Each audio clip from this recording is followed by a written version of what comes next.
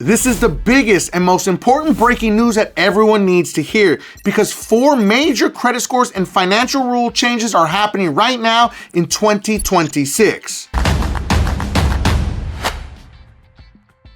These major changes could directly affect your credit score, your ability to get approved for loans, and even your ability to get business funding. Now, 2 of these new changes could actually help consumers financially, but the other 2, they could make it even much harder to fix your credit or qualify for business funding. And one of these changes could potentially block over 20 million people from qualifying for certain types of loans. So if you care about your credit score, removing negative items from your credit report, or getting business funding, you need to understand what's happening before these rules fully take effect. And today we're counting down the 4 biggest credit rule changes in reverse order. And I also have a bonus that is super important that you cannot miss. So starting with number 4, but before we get into it, I want you to comment this below in the comments. Do you think these changes help consumers or help banks? Now let's get started with number 4. Coming in at number 4 is a change that could affect small business owners across the country. New eligibility requirements for certain small business administration loans may require that businesses be fully owned by U.S. citizens or U.S. nationals. Now, everyone needs to understand that these SBA loans are extremely important because they help small businesses access things like startup capital, expansion funding, or equipment financing and working capital to help businesses keep running. For decades, the SBA has been one of the main ways entrepreneurs get funding when traditional banks say no. But if these ownership rules change, some businesses may rely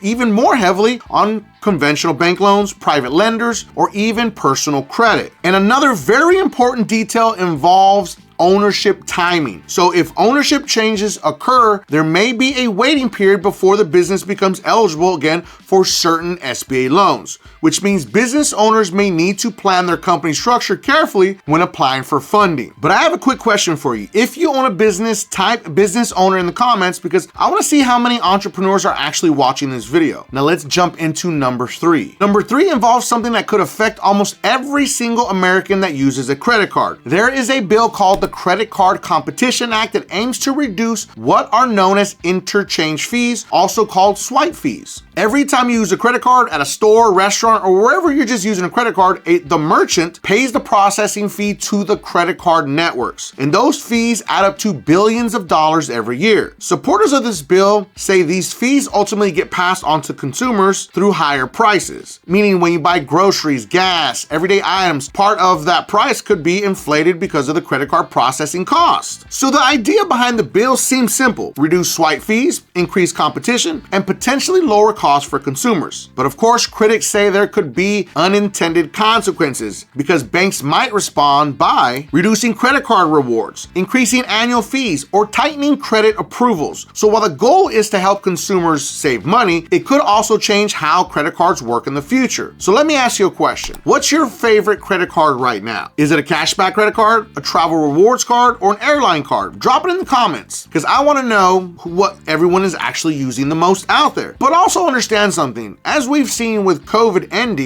technically ending, we never saw prices go back down. So do we really think that retailers or people that are processing credit card fees are going to actually lower their prices if these fees are actually removed? I personally like to say no, because they never usually do. They keep the price elevated and they keep moving forward. But let's go ahead and move on to number 2, and this one could affect millions of Americans. Number 2 involves student loan collections. The federal government has delayed plans to begin wage garnishment and involuntary collections for certain defaulted federal student loans. And this is a huge big deal because wage garnishment can actually take up to 15% of someone's paycheck. Imagine working all month and having part of your income automatically taken before you even see it. For people struggling with inflation, rent increases, and everyday expenses, that could be devastating. So pausing these collections gives many borrowers temporary financial breathing room. But here's the detail that most people are missing. Just because collections are paused does not mean your credit is safe. Student loan payments can still be reported to the credit bureaus, which means if someone stops paying completely, they could see late payments, credit score decreases, and difficulty qualifying for loans. And that could affect their ability to get approved for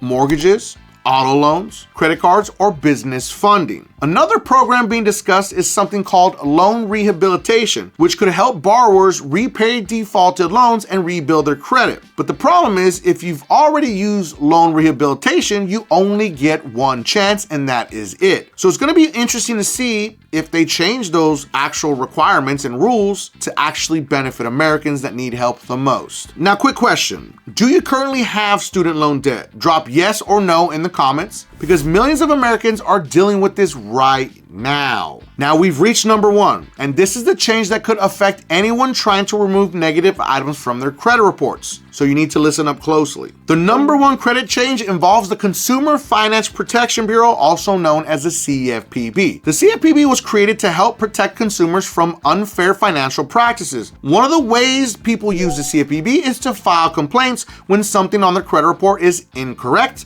or inaccurate, or the credit bureau simply don't respond to any of your letters. But under updated complaint handling rules, there's something important many people don't realize. And I've talked about it before, and I've covered it before in I don't know how many videos. Before you submit a complaint to the CFPB about your credit report issues, you must first dispute the issue directly with the credit bureau or the creditor, and you must give them up to 45 days to respond. If you skip that step and go straight to the CFPB, your complaint may not be processed. Yes, you heard that right. Your complaint may not even be processed. And again, I've talked about this. There's a lot of scammers out there that say, just file a complaint with the CFPB. Listen, you don't send disputes to the CFPB. You must dispute with the credit bureaus and the creditors directly before filing any complaint with the CFPB, because now the CFPB is getting a frivolous complaint because you did nothing. You didn't actually respond directly to the creditor or the credit bureaus where the issue is arising. The CFPB is a complaint center, a complaint agency.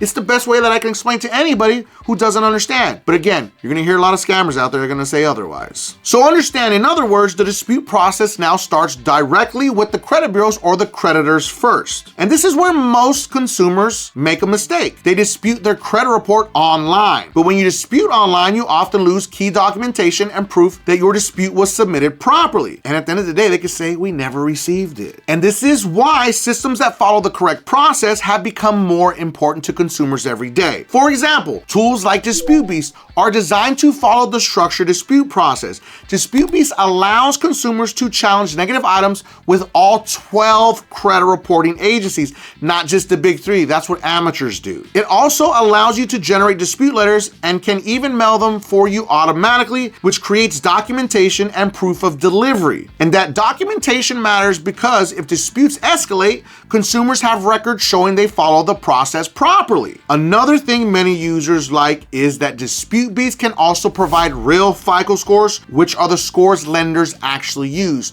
More than 99.9% of credit repair companies use a Vantage score that's useless. And the platform even offers a 110% money back guarantee, which is unusual in the credit software space, to be honest with you. But we knew it was very important, so you understand you can get your money back if it doesn't work. It's just that simple. But the biggest key takeaway here is this. With these updated CFPB complaint requirements, the dispute process must start directly with the credit bureaus and creditors first. And DisputeBeast is truly the only software that does this. There is literally no other software. They're all just template-based, antiquated systems that are just literally mirrored. It's really wild once you dig into it and you find out they're all the same. So understanding the correct dispute process is now more important than ever. And DisputeBeast truly just does all the work for you. So let me ask you a question. Have you ever found something wrong on your credit report? A collection that wasn't yours, a late payment that shouldn't be there, or an account you don't recognize, or simply collections and charge-offs that aren't reporting accurately or complete? Let me know in the comments, either yes or no. I want to give a special shout out to all my beasters out there that are working hard to fix their credit using DisputeBeast, the most advanced AI credit repair software ever created that comes with a 110% money back guarantee. But specifically to Brandon,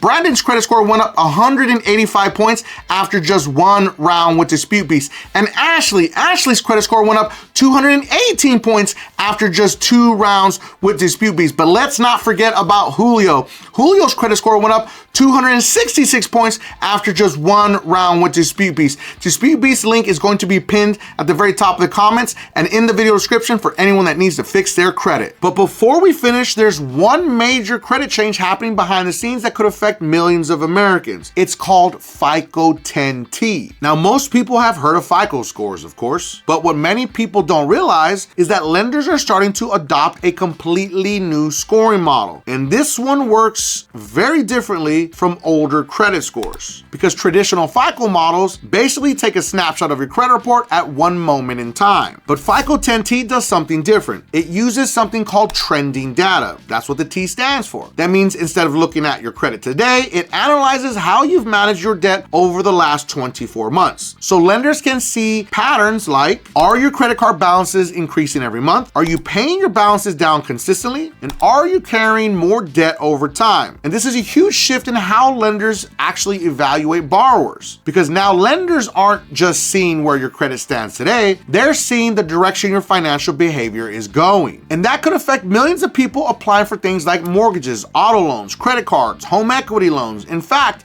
more than 35 mortgage lenders representing over $300 billion in originations have already started adopting FICO 10T in some capacity. And many community banking leaders are now adopting it as well. Major banks and lenders evaluating versions of the newer FICO models include companies like Wells Fargo, Bank of America, JP Morgan Chase, Citibank, Capital One, and Rocket Mortgage. And regulators have already approved the model for use with Fannie Mae and Freddie Mac mortgages, meaning it could become the new standard over time. So let's talk about why this actually truly matters. Because here's where this becomes important for consumers. If you're someone who carries high credit card balances, increases debt over time, or maxes out cards frequently, FICO 10T may penalize those patterns more heavily. But if you're someone who consistently pays down balances, lowers utilization over time, manages debt responsibly, your score could actually benefit. So in the future, lenders may look less at a single credit score snapshot and more at your financial habits over time. Last part's the most important. So let me ask you something. Do you usually A, pay your credit cards off every month, or B, carry balances over time? So comment A or B in the comment section, because under FICO 10T, that behavior could start affecting approvals much more than it did before. And here's why this also connects back to the CFPB dispute rule we talked about earlier. If negative items stay on your credit report, especially things like collections, charge-offs, or late payments, those items can affect your credit month after month under trended scoring models, which is why properly disputing inaccurate items and cleaning up your credit report can become even more important going forward. And again, that's why tools like Dispute Beast can focus on disputing directly with all 12 credit reporting agencies and creditors, documenting disputes properly and giving consumers the proof of the process. Because as credit scoring models evolve, the accuracy of your credit reports matter more than ever. So now we're not seeing 4 major credit rule changes. We're also seeing the credit score system itself evolving, which means the way lenders evaluate borrowers could change dramatically over the next few years. And the people who understand how credit works will always have the biggest advantage. So I want to ask you one last question. Do you think new credit models like FICO 10T will make it easier or harder for people to qualify for loans? Either comment easier or harder in the comment section. And those are the 4 major credit rule changes happening right now in 2026. Let's recap real quick. Number 4, SBA loan eligibility changes. Number 3, credit card swipe fee changes. Number 2, student loan collection pauses. And number 1, CFPB dispute requirements. And of course, the bonus, FICO 10T is being more adopted across all lenders. 2 of these changes could help consumers, but the other 2 could make it harder to remove negative items or qualify for funding. Now, I want to hear from you directly. Which of these changes do you think affect people the most? Make sure to comment 4, 3, 2, or 1, or the bonus. And if you have any collections, charge-offs, or negative items that you need to delete from your credit reports, make sure to watch this video right here, because it's going to show you how AI will do all the work for you, mail your letters, and it comes with a 110% money back guarantee and a free credit analysis to just simply show you what's hurting your credit and let you fix it instantly. And if you felt that I brought you some value in this video, make sure that you don't forget and subscribe to increase your credit score.